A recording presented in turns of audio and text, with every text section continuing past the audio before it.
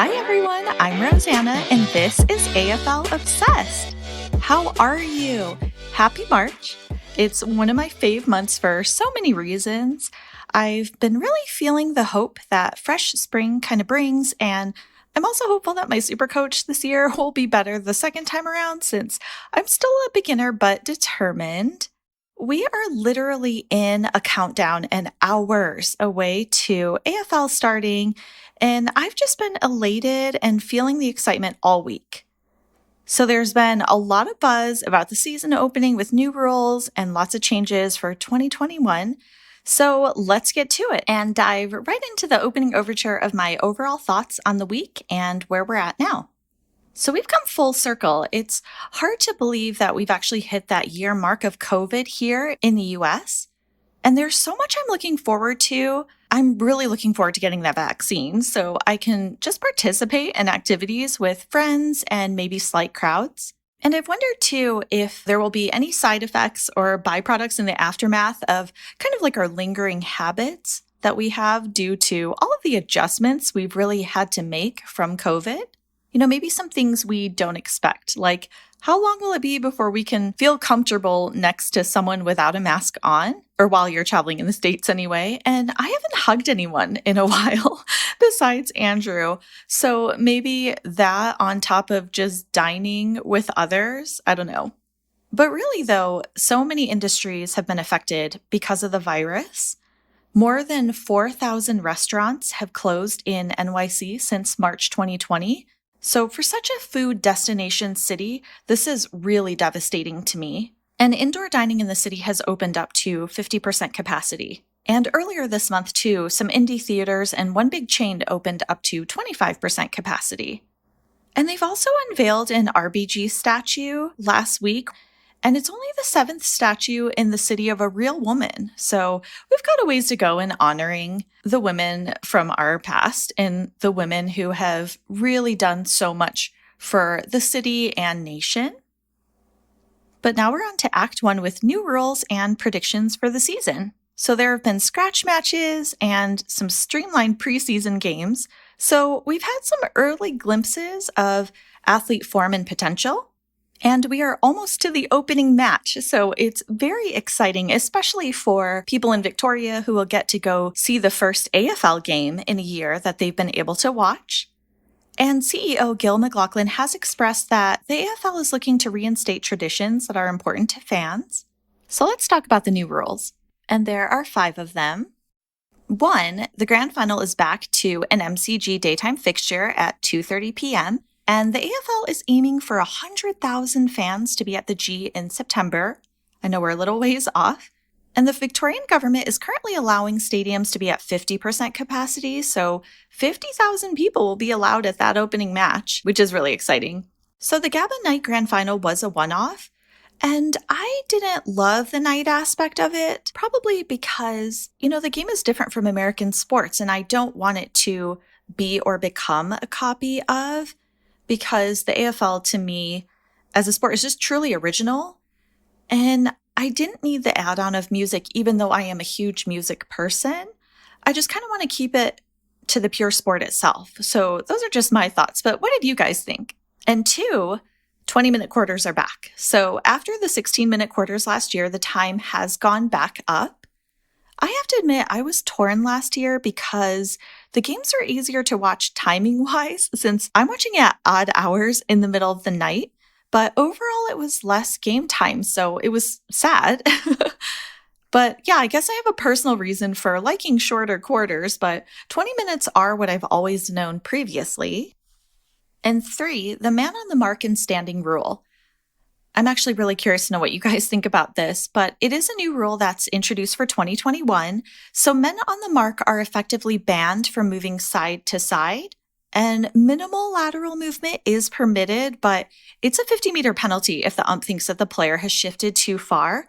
So it's meant to open up ball movement and assist teams moving the ball forward, making it easier for them to move the ball on quickly after taking a mark, and just increase scoring and just greater flow, basically. And it does make it harder for teams to get back into defense. But I think I just really have to see this more in practice before I can really comment.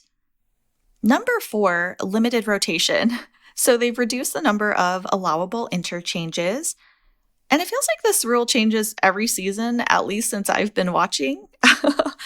And number 5, they're considering a 23-person team, a concussion or an injury sub. And at the moment, this is still in deliberation at the time of recording anyway. So assuming the rule does go through, it's kind of a strange position for the vested player to be in, wanting to play and just kind of hoping that their teammate gets injured. So there's kind of mixed feelings about this. But those are the 5 new rules and changes that they've proposed. So it's looking increasingly like the 2019 season rather than a new form of the comp. And I feel like traditionalists have really won with the changes. And so far, there's no footy frenzy in the schedule and less Thursday night games, potentially, but things can always change, as we remember and have been through last year. And now for my predictions for the season. So I'm just going to go through and count down from 18 down to 1 who I think the premiers will be. And I'm really sorry if you're higher up on the list. I know my team is too. So 18, I do have North Melbourne. 17, I have Adelaide. 16, Hawthorn. 15, Sydney. 14, Melbourne. 13, Essendon. 12, Fremantle. 11, I have Collingwood. So I do think that they take a tumble this season. And 10, I have GWS. 9, Carlton. And I know this might be surprising, but 8, I do have the Gold Coast Suns. I do think that they are going to climb up this season. 7, West Coast. 6, the Bulldogs. 5, I have St. Kilda. And for my top 4, I'm sure there will be a lot of debates about this, but I do have Geelong. 3, Richmond. 2, Brisbane. And 1, I'm giving to Port Adelaide. By the way, I just looked over the standings at the end of last year, and I realized that my top 4 are in the order of the top 4 last year. So that's hilarious, but accidental. And in my mind, I guess this is what will happen. I mean, can anyone tell me if the top 4 has ever repeated from a previous year? I'm totally being serious. I don't know the answer to that. So if someone can just fill in that piece of trivia and footy info gap for me. And now for the Wooden Spoon, Brownlow, and Rising Star. The Wooden Spoon I've given to North Melbourne. For the Brownlow, Dusty's been looking extra fierce in the preseason. I just really feel like Richmond's going to be hard to beat this season. For the Rising Star, I think he's still eligible, so Matty Rowell, who I would just really love to win it personally. Okay, so do you think I'm way off the mark? I'd love to know your thoughts and also who you've kind of pegged for the season to be the premiers and also to get the spoon, the Brownlow, and the Rising Star. So AFLFootyObsessed@gmail if you'd like to share your thoughts, and AFL Obsessed on Twitter.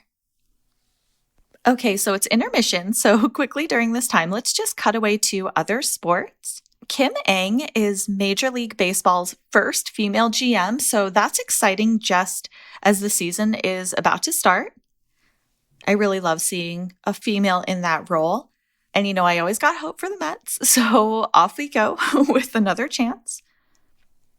As for basketball, March Madness is starting if you follow. And as for the NBA, the Nets signed another major player, Blake Griffin.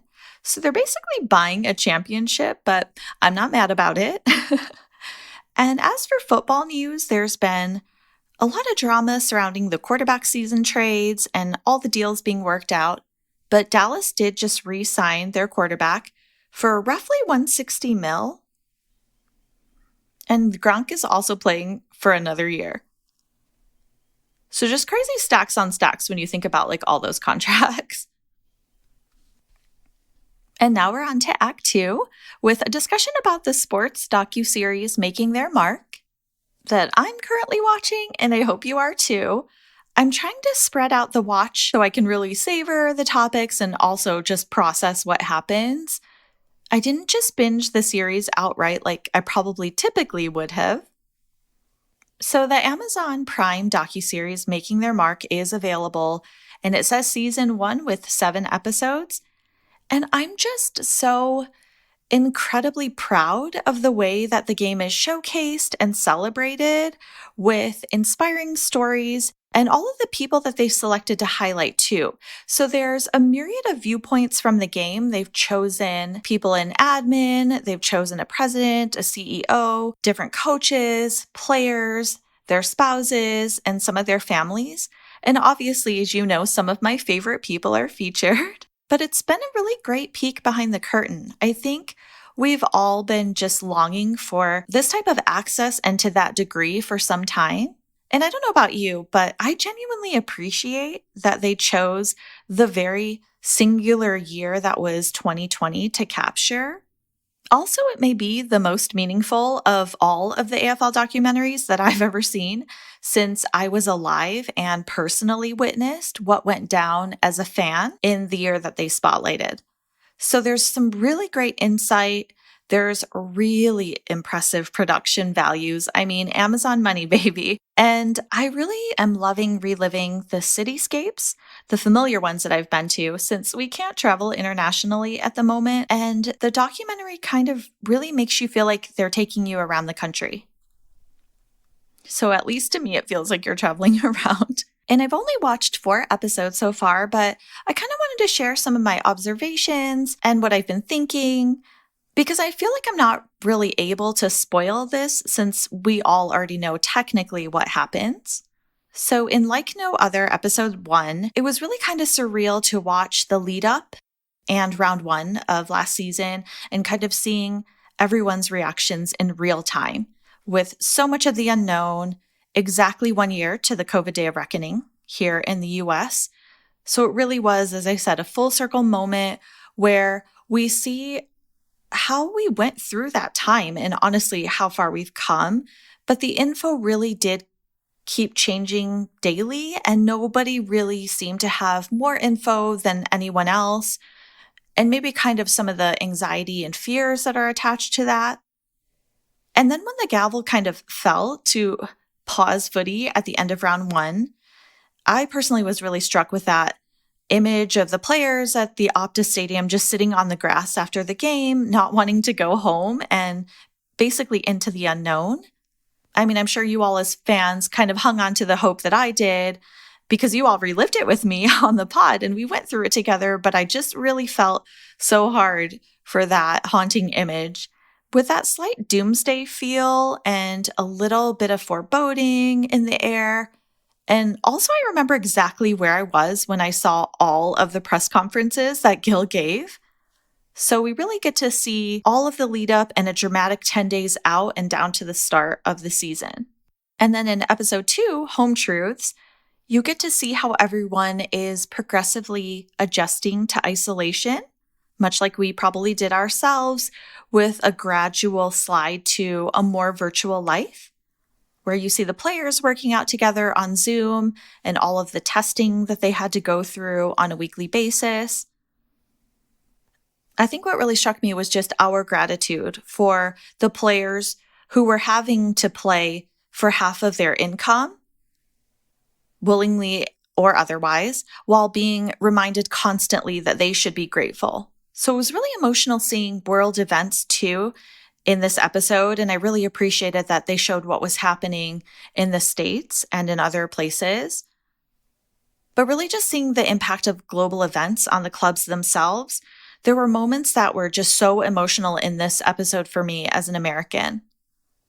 And especially seeing the players express themselves and taking knees at all of the games, it was just as powerful seeing that then as it is now.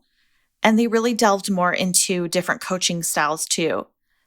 Some of the specific moments that I loved, though, were Eddie Betts' highlights as safety dad and singing along to country in his car. So it was really interesting to see the rules and restrictions that players had of kind of the lines of division where, you know, they were dictated and restricted who the players could be around in practice, but just seeing the practical application of that. So we all heard the rules as fans, but we didn't really know like what that meant So Eddie could be adjacent to his family on the playground, but he couldn't be on the playground, which does seem very black and white when they're doling out the rules. But in reality and practice, I don't think it was that clear. So I think it was kind of hard for all the players to interpret. But Eddie was watching his daughter kind of climb higher and higher on the playground. And then he just kept saying, okay, I'm safety dad, so I'm going to have to turn my back around because I can't watch this. And meanwhile, he's just this fierce player. And it's just really funny to see him being like a dad too, and that dynamic. It was really sweet.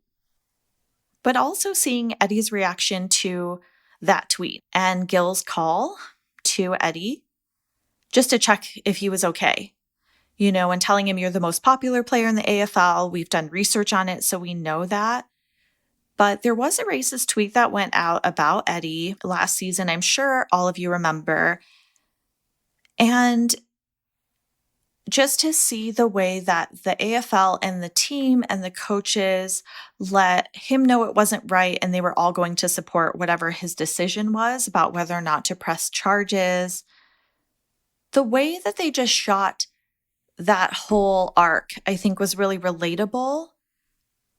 And I also think if somehow you didn't know much about him, it's impossible not to love Eddie after watching this series.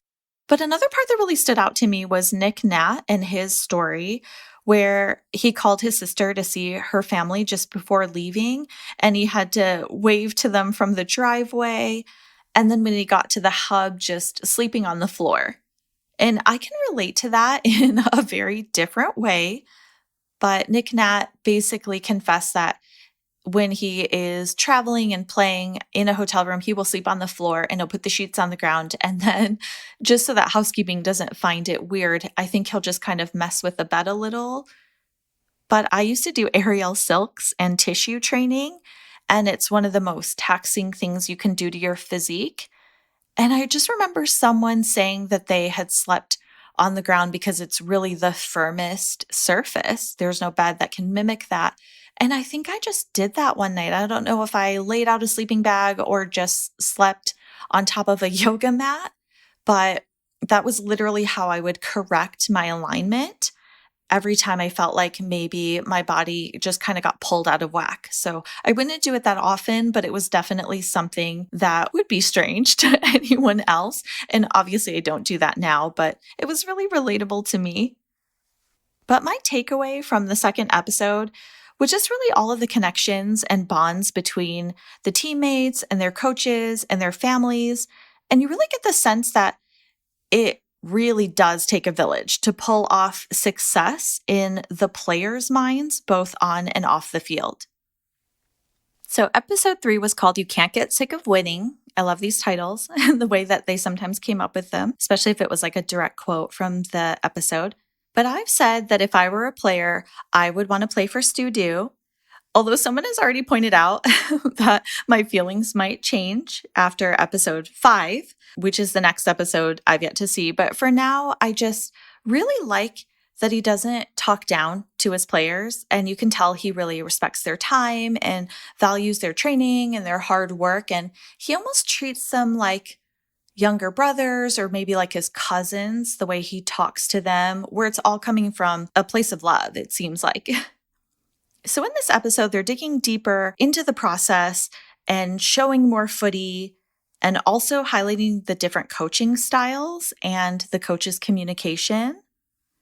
And I really think anyone who's randomly stumbling on the series, especially here in America, is going to be hooked on the game itself if you are watching any of these episodes. As far as the coaches go, though, Leon Cameron, I don't know, maybe it's just me, I don't really gel with his coaching style. He's probably the most contrarian, and I just wasn't feeling his style. Simpson really seemed to be on the player's level, and he has this really great mix of being strong and sensitive and fair as like a really compassionate coach and a clear communicator.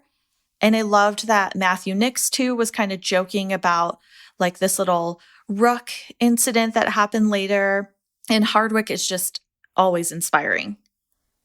But I really loved the opposition and strategy meetings, where you can really see how training can be a mindset for elite athletes. and what really drives a team and what really matters to the teammates and the coaches, and kind of how to go about driving standards. My favorite moment was Birdo's phone disaster. So I'm sure you all remember just one of the funniest things to happen last season was Riley O'Brien, the ruckman from Adelaide, went to his opposition meeting and he got all these notes about kind of really just how to strategically play against Nick Nat, who is just one of the best ruckmen in the comp from West Coast. And Birdo just put all of the notes into a note on his iPhone, and somehow his phone being completely broken, where he could barely see the screen anyway, the note actually got published as a tweet on Twitter. And it was just kind of how he was hyping himself up to like the things he was saying about Nick Nat potentially being unfit and lazy, just to help himself get his mind focused and to train for that specific game. Which obviously then everybody saw it. And I remembered being super shocked. And then he came out with this really sweet video about how it was an accident and he had kind of a mare. And so that was just one of the funniest moments. But just to see it from the opposite end where the entire team saw it and was just kind of laughing about it. And then getting to see Nick Nat present him a phone with no hard feelings after the game. But also Nick Nat seeing it too was really hilarious.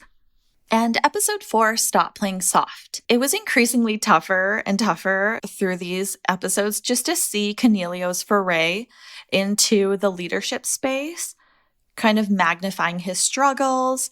And I just really empathize with him because I think we've all worked for someone who was just starting to become a leader. And I know when I was trying to find my way as a manager, you just sometimes feel like there's no manual that really helps you with your style or developing it beyond learning within the role itself.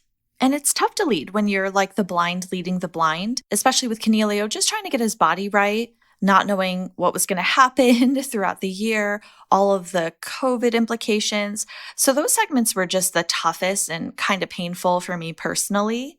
And seeing completely empty offices at the clubs with the reality of club staff being laid off when I've just said previously, it takes a village to keep the clubs functioning. So it really showcased in this episode what athletes go through with healing and recovery and how teams go about setting their expectations for success as a team and how that's reflected on and off the field. And also it was interesting seeing how everyone dealt with that Victorian lockdown too. So there were a lot of anxieties and the unknown where you really didn't have too many answers. And you really got the sense that there is a price that you have to pay in order to keep a sport going. But at some point you have to make sure that that price is worth paying. And they're also playing for a higher purpose than just themselves. But really you get a sense of all the work and energy that goes into supporting your club athletes. And I think I'm just overall encouraged by the fact that there are implied future seasons. It looks like they said season 1. So hopefully we'll have more of a peek into some of the other clubs and coaches, especially this season when we're kind of getting back to what seems to be a more normalized one. And now for the curtain call in the spotlight segment. So I just want to throw some beams on Bruce McAvaney, who announced his retirement last month from AFL commentating and is widely considered Australia's best sports commentator with over 4 decades of involvement in media and is basically just a national treasure to me. He's got one of the most recognizable and beloved voices on Australian TV. And his voice is the one that I've most associated with footy because it's like the standard one I've been familiar with since I started watching. So there's no differentiating between Bruce and his voice and footy to me. So his retirement call was really sad for me. But a little about Bruce. He grew up in Adelaide in a family of sports lovers, and he knew from the age of 5 that he wanted to be a race caller. Because growing up, he wanted to call the Melbourne Cup, play Test cricket, and play league football. So Bruce says in a way he's been practicing all his life to do the job that he's doing now. And his uncle gave him a scrapbook of horses when he was young, and he used to pore over them and ask questions about the horses and have all kinds of conversations about racing. So it was Bruce's first love and still is. And in 1976, during a day off of work, Bruce traveled to Victoria to bet on some races, and there he met Kevin Hillier, an Adelaide race caller, who suggested that Bruce help him out back in Adelaide. So this launched his career in sports media, where he joined Adelaide radio station 5DN, calling horse races and later hosting a sports show. And from 1981 until 1983, Bruce was the chief sports presenter for 7 News in Adelaide, and he was also the lead commentator of their telecasts for the Sandful. And in late 1983, he moved to Melbourne, where he joined 10 Melbourne to read sports news. And the following year, he was the secondary host, and he commentated on track and field events at the 1984 LA Olympics for the 10 Network. So I thought that was a really cool American connection and tie-in. And in 1989, Bruce negotiated a 2-year premature end to his contract with 10, and he returned to the 7 Network. And since his return to 7, Bruce has hosted and called a broad range of the network's sports coverage, including the Melbourne Cup, World Athletes Championships, motor racing, the Australian Open, and Australian Masters. And he was the MC of the Brownlow Medal for over 2 decades, between 1990 and 2018. So for the last 4 decades, he has called some of Australia's greatest sporting moments.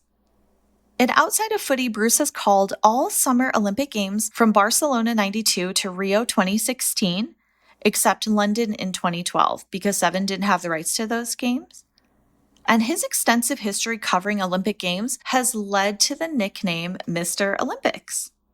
And my favorite quote he said a couple of years ago when he was 65, "I don't think that age should be a handbrake on ambition. And by ambition, I don't mean get more money or a bigger job. I mean do a better job. I still feel like I can get better, and while some of my biggest events might be behind me, my best work might still be ahead." But here's some of his highlights. Good hands right now.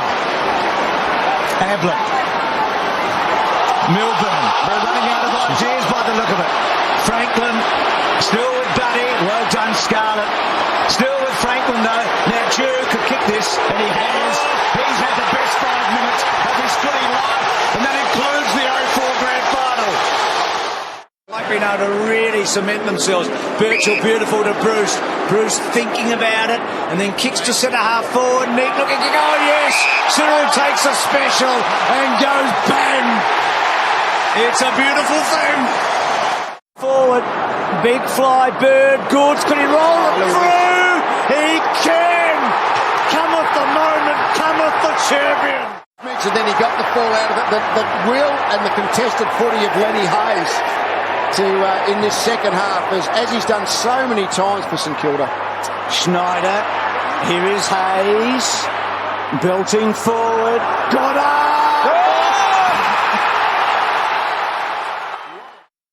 So to Bruce, we say encore for continuously breaking not legs but ground in the sport and country. And just FYI, I'll be doing the spotlight segments during season as interview episodes by themselves, like the last episode with Peggy O'Neill, just during season, so there'll be a little bit meatier of content. And now it's the after show, where I'm just going to scramble and get my team together for Supercoach, and I'll be watching around 2 a.m., I think, my time for the clash between Richmond and Carlton. Definitely let me know how you're doing with your Supercoach team, where you're at for the season, and maybe what episodes you've been watching.